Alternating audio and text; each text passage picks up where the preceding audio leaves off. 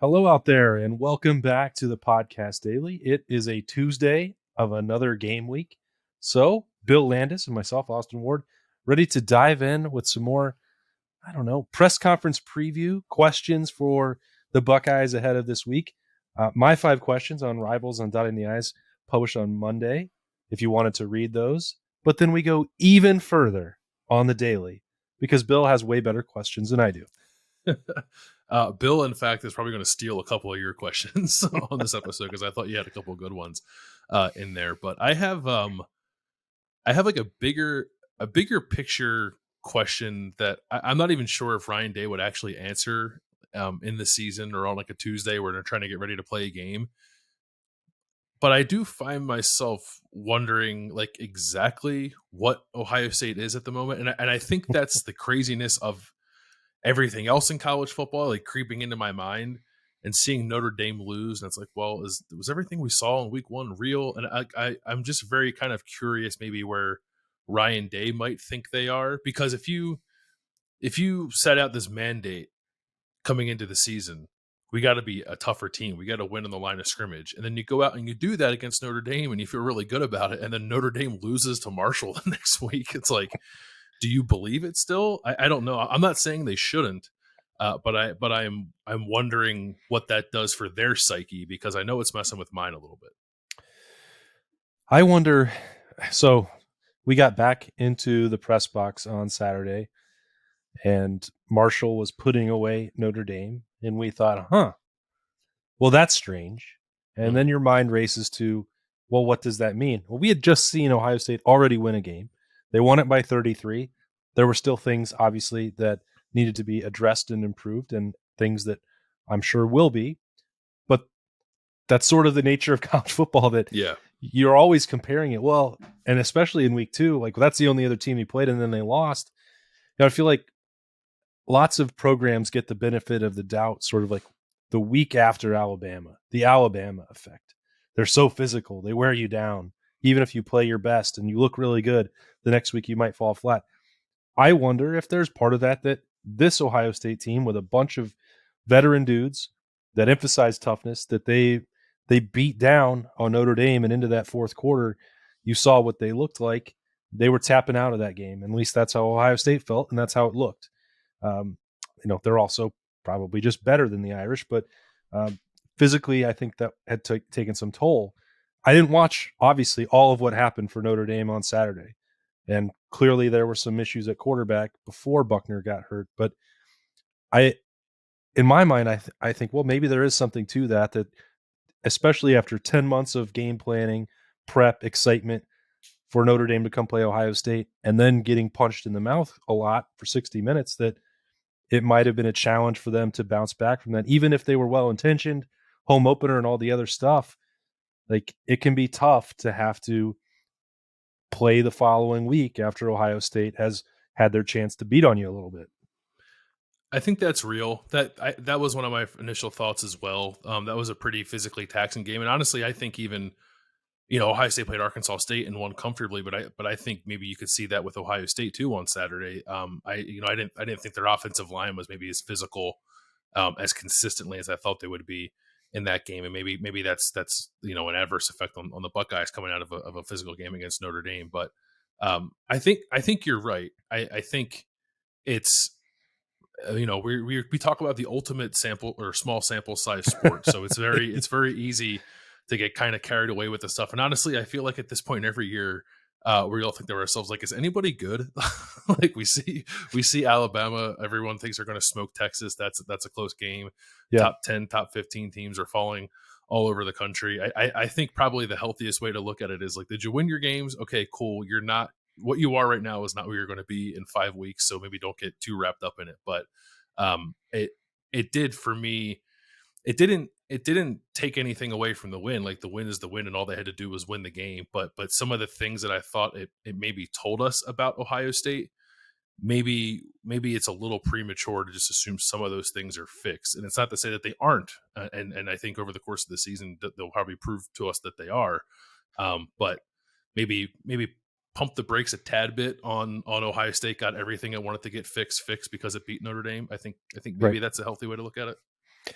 And it's a fair way to. I think that's always the balancing act of how I at least choose to cover Ohio State is that, and we mentioned this with the passing attack last week, that to just say, oh, well, we think it's going to be fine. Like, you shouldn't worry about it. At least we could give some reasons for that. And that's fair. We have a full week of content in between games, a full week to break everything down. So we should. And we are going to nitpick some things as we go along. But the balancing act for that is, and a point I've tried to make a number of times to Ohio State fans or Ohio State haters or anybody in between, that it's extremely hard to win college football games. And yes, there's a dramatic talent advantage for Ohio State over Arkansas State. I still feel like 1 through 85, there was a margin between them and Notre Dame. But when you see stuff like Appalachian State, Texas A&M happen, when you see Washington State, Wisconsin, even to a lesser extent, or um, whatever the hell I was doing. I mean, you can come up with a lot of other examples. We know that there were upsets across college football, and there always are, because this sport is difficult to win every single game. And like, you take week one, it's an easy example. The sport is set up differently, but just because the Bengals looked like hot garbage offensively and Joe Burrow turned the football over and over doesn't mean that they still can't win the AFC or that they're not going to be a good team. And there will be people upset about the game, but not like a panic and fire everybody. And, Jimbo Fisher's got to go at Texas A&M and all this stuff. Like, the NFL is a reminder that it's hard to win every single week, and they're not expected to. You don't have to win a Super Bowl. College football is that, like, always been that on steroids. I don't mean this to be the whole show, but that's just like, to do it 12, 13, 14, 15 times is just about impossible. Nick Saban, for all of his greatness, like, they've only been undefeated twice, right? I mean, that's the margin for error in this sport. Yeah, and I think that mean absolutely 100%. And Ohio State is far from a finished product. We can look at both these games and I think nitpick things on both sides of the ball. Yeah, but they're 2-0 and they just won a game 45-12. So like, if they're trying to figure things out, if I get it. Like, I have a different perspective on it because, like, I'm not a diehard Ohio State fan. I don't live and die with every play, neither do you. Like, we just try to analyze this thing fairly.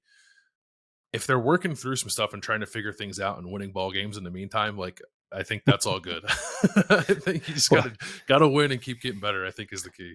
Well, it gives us a lot more to talk about. So what are those nitpicky things? What's the next question top of mind for Bill Landis on Tuesday in the team room at the Woody Hayes Athletic Center? This question is probably more for Jim Knowles, who we're also talking to this week, and maybe less so for Ryan Day, although Ryan Day did say that the personnel decisions kind of stop with him. I have found the linebacker snap count situation pretty interesting through these two games. Tommy Eichenberg has played like every meaningful snap. But I pulled the numbers before we came on here from Pro Football Focus. Tommy Eichenberg has played 113 snaps. Cody Simon has played 73 and Steel Chambers has played 56. Now, part of that is garbage time, I'm assuming, from the Arkansas State game. I didn't go in and break that down. But even if you account for that and say otherwise the snaps with Cody and Steel would be even, that would be very surprising to me if you told me that coming into the season. Right. Now, Cody played, I think, pretty well against Arkansas State, maybe not so much against Notre Dame. But I'd like to pick Jim Knowles' brain a little bit on what he's seen out of Cody to play him sort of evenly with Steele, or maybe he's waiting to see something from Steele too. It's like it's not something to me that's like held them back in any regard. It's just something that I didn't expect coming into the season. Yeah, and I can only think off the top of my head of one example that would even slightly skew it, which was that Cody Simon was out there for the long touchdown drive against Notre Dame, the only touchdown drive that Ohio State has given up all year. And for whatever reason, they didn't seem to make any personnel changes through as they marched down the field. That doesn't account for the entire disparity that you're mentioning. And that's certainly a surprise to me. I was also a little bit, I'm not sure, the word taken aback. It doesn't surprise me necessarily. Maybe it was just eye-opening that Ryan Day publicly said that he was going to take responsibility for all of the substitutions. That's not something that he has outlined in public before. And it's the complete opposite of the way that Urban Meyer talked about it before. You always assume that the head coach is going to have the veto power and make those decisions. That's really the way it should be. He's paid the most amount of money, and it's ultimately his neck that is on the line. But it was, I don't know, welcoming the pressure of that perhaps from Ryan Day to do that the way he did on Thursday. And I guess I'm just used to Ryan, or Urban Meyer saying, well, I'm going to let Tony Alford handle the running backs. I'm going to let Larry Johnson. Larry Johnson decides who's playing on the defensive line. And to some extent, that will always be the case unless something is getting wildly out of whack. I just thought, I guess refreshing is maybe what I would say to hear Ryan Day actually outline that and say, I'm the head coach. And if something has to be fixed or addressed or is going right or wrong with that, then let's look right here. You like that he owns it, because I felt like last year he didn't do a great job of that, and it was some of that was personnel, but just like the defensive struggles in general, it really felt like he was like, well, it's not my fault. I was like, oh yeah, it is. You're the one who put all these people in place. So it's good that he is owning that. But what's funny about it is in the process of saying that last week, he also said that he thought Lathan Ransom was going to start at safety, and then he didn't. Yeah. Josh Proctor started. So I don't know. I guess I'm wondering a little bit how those conversations went leading up to the game. Both guys played a decent amount, but I think we were all expecting Lathan to start, and it didn't happen. But I don't know. Probably some healthy conversation there, I guess, right? Well, there were still, there was another day of practice and best Friday in football still to go. Clearly, Josh Proctor must have dunked something into a trash can that thought, you know what? He's back. Let's get him back out. He's got the look in his eye. Get him out there. He's got it out there. Julian Fleming was at least able to play some trash can basketball, which tells you how close he is to getting back. So I'll be curious to see by Saturday, and don't know that we'll get great clarity on a Tuesday afternoon about how many snaps would be ideal for Jackson Smith-Njigba or Julian Fleming, or perhaps even Mike Hall, depending on how he responded to that hit. Not serious on per Ryan Day after the game on Saturday, but some of those things take a little bit longer to evaluate. I think Jackson Smith-Njigba would probably get 2 or 3 drives, and if Ohio State handles its offensive business the way that it should, that'd probably be it. If it gets dicey and it's a little bit of a stop and start, sluggish offensive performance, the way maybe Saturday was at times, are they going to push him beyond that? I don't know. I think it'd be great to get some clarity on that. Well, they are playing the number 4 defense in the country on Saturday night. I wasn't aware of that until we got to Roosters on Monday.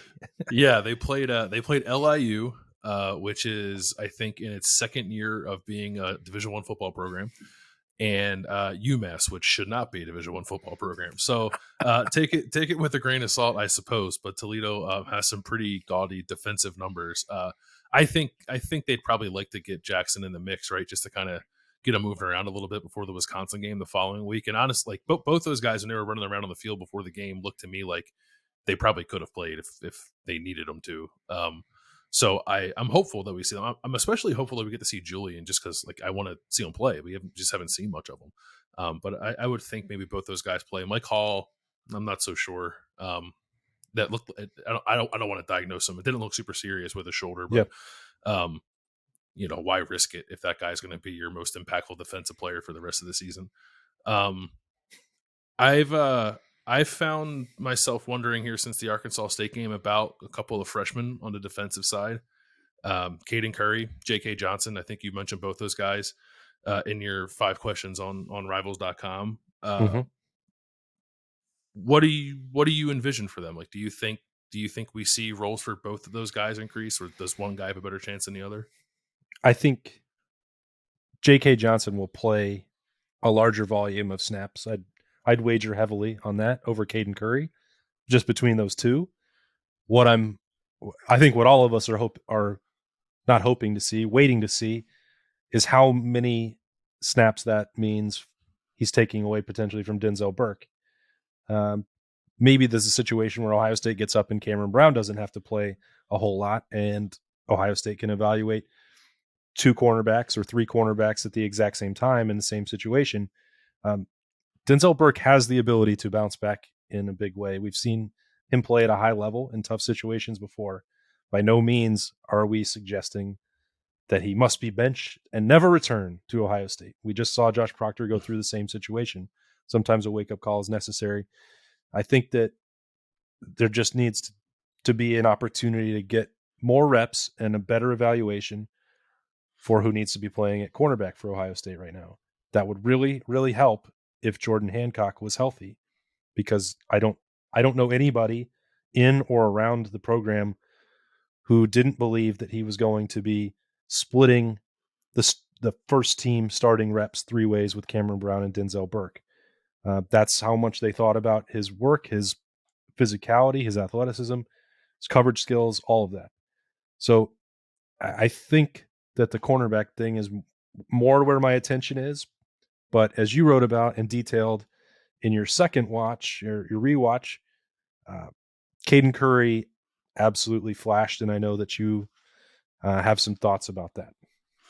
I do. I did not talk about this because Berman and I talked about Caden a little bit when we did the daily on Monday. But the one thing I didn't mention, because frankly, I hadn't finished watching the game to that point. I still had like two more drives to watch.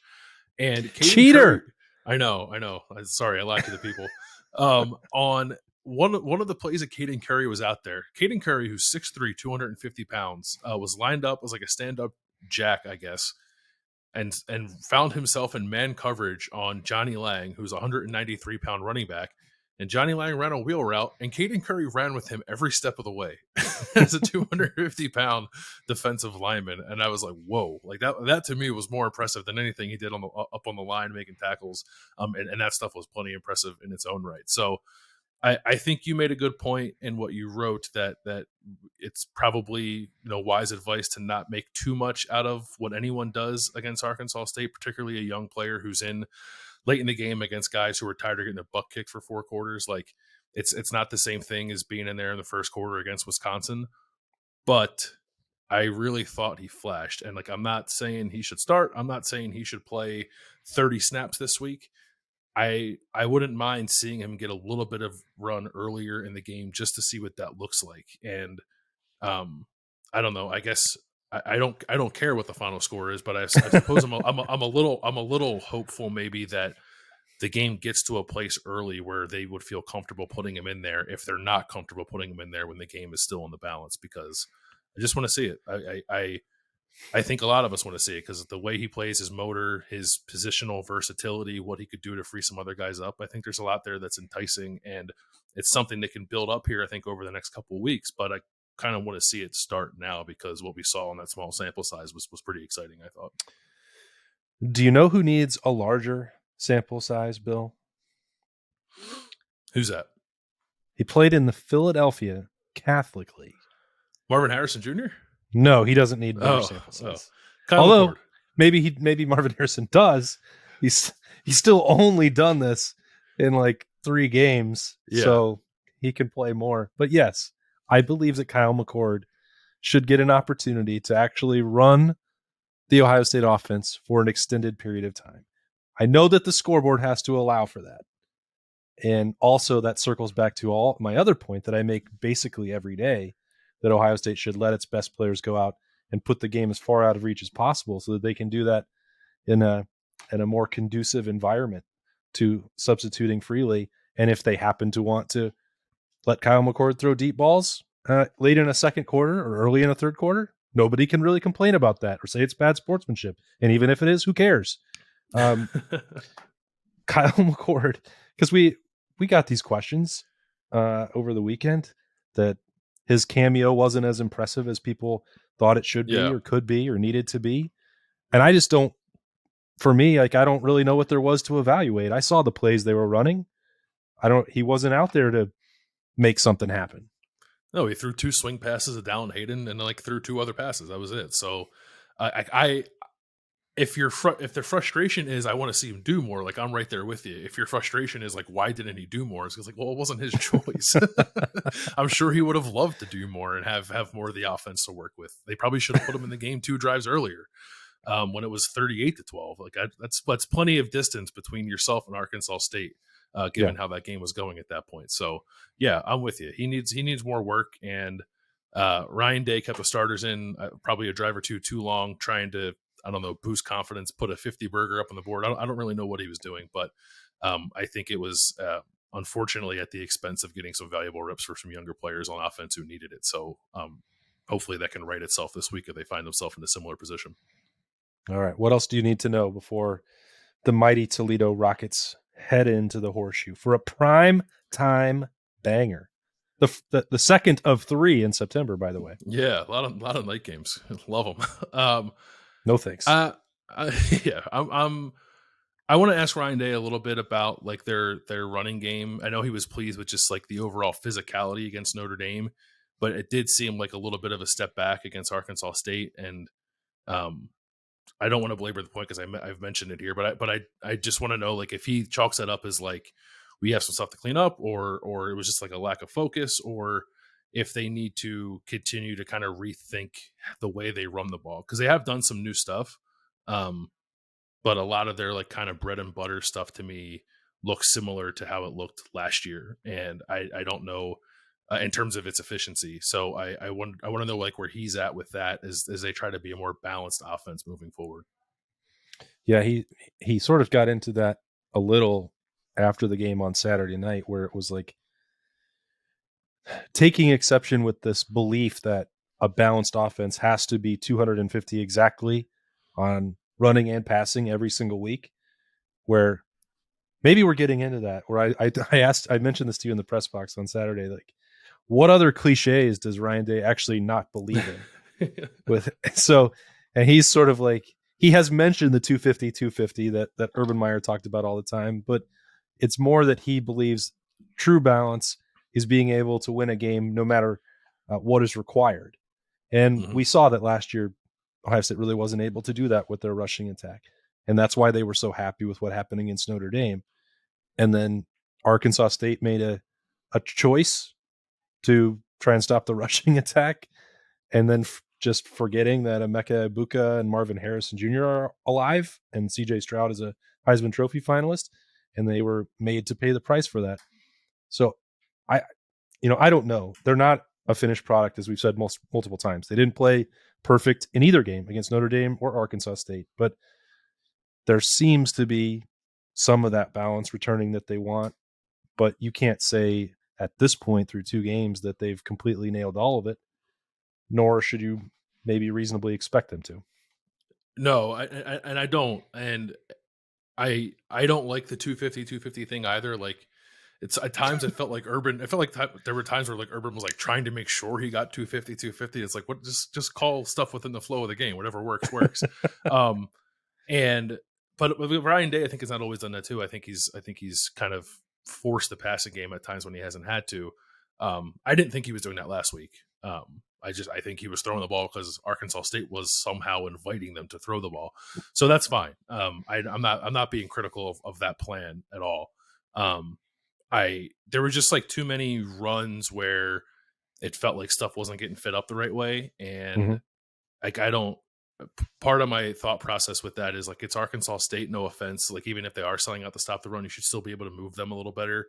And it was basically like, it was actually, I guess, kind of similar to the passing game where it was like, you either got 20 to 40 yards or you got like 2 yards. And that's not efficient rushing offense.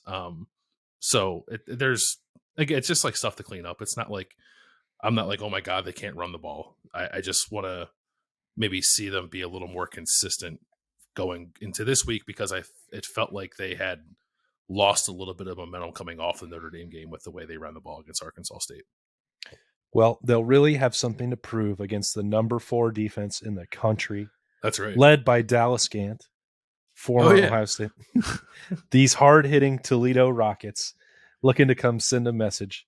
So, statistically, just a real opportunity for Ohio State offensively to go out and prove something. That's right. Can't take it away from them. Put on a top 5 defense. That's it. We'll see how that goes as we ramp up the coverage on Tuesday. The Ryan Day press conference at noon. some insight coming from Jim Knowles. And then we'll have all the coverage of that on Tuesday and Wednesday from the Woody Hayes Athletic Center, lightning round on Thursday. You know the drill. Full slate of coverage coming on the podcast and certainly on the podcast daily. That's Bill. I'm Austin. We will see you on Wednesday.